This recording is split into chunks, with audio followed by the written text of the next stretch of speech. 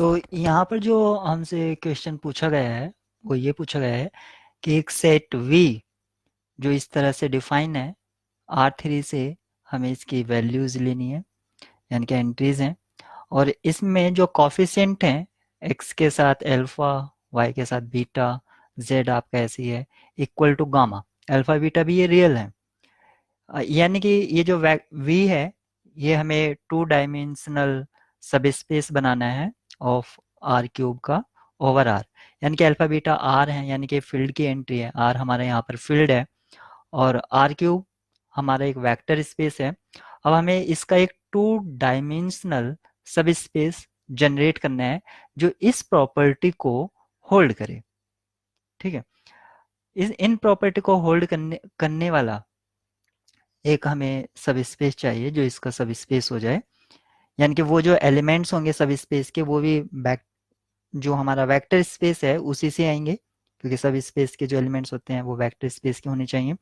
यानी कि वो सारे के सारे इस कंडीशन को सेटिस्फाई करेंगे। और R3 के जो सब स्पेस होते हैं वो आपको पता है ओरिजिन से पास होना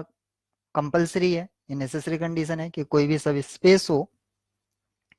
तो उसमें जीरो कंटेन होना चाहिए। तो जीरो कंटेन होने के लिए वो ओरिजिन से पास होना चाहिए, और ओरिजिन से पास होने के लिए ये कंडीशन क्या होना चाहिए, 0 0 0 इक्वल टू 0, यानी कि यहाँ पर 0 होना चाहिए,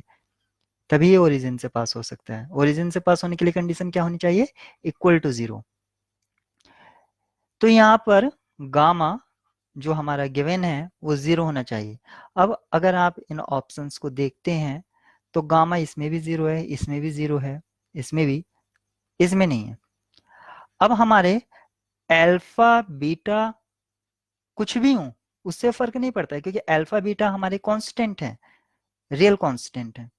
ये हमारे कुछ भी हो सकते हैं, यानी कि जो हमारे इंडिपेंडेंट एंट्री हैं वो 2 होनी चाहिए। यहाँ पर जो आप देख सकते हैं, अगर हमने सपोज करो x और y हमारी इंडिपेंडेंट एंट्रीज हैं तो z क्या हो जाएगी, उस पर डिपेंड हो जाएगी। सपोज कीजिए हमने अल्फा और बीटा को समटाइम्स फिक्स कर दिया, अल्फा सपोज करो हमने 0 पुट कर दिया, जैसे एग्जांपल 1 ऑप्शन से हमें दे रखा है, बीटा हमने 1 पुट कर दिया। अब x और y हमारी सपोज करो हमने कोई रैंडमली चूज कर लिया, सपोज करो 2 चूज कर लिया, प्लस y को हमने 1 चूज कर लिया, तो ये 1 हो जाएगा, 1 इंटू 1 1, तो z क्या होगा, -1, तभी ये 0 आ सकता है।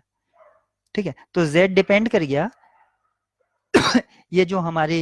इंडिपेंडेंट एंट्रीज थी, यानी कि यहाँ पर इंडिपेंडेंट चॉइस 2 होनी चाहिए, और अल्फा बीटा हमारे कुछ भी हो सकते हैं। यहाँ पर जैसे मैंने अभी फिक्स कर दिया था 0 और 1, उससे हमें फर्क नहीं पड़ता, ये 1 और 0 भी हो जाए तो भी कोई फर्क नहीं पड़ता,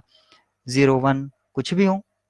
लेकिन गामा हमारा 0 होना चाहिए, और गामा हमारा इनमें 0 है, तो हमारी A,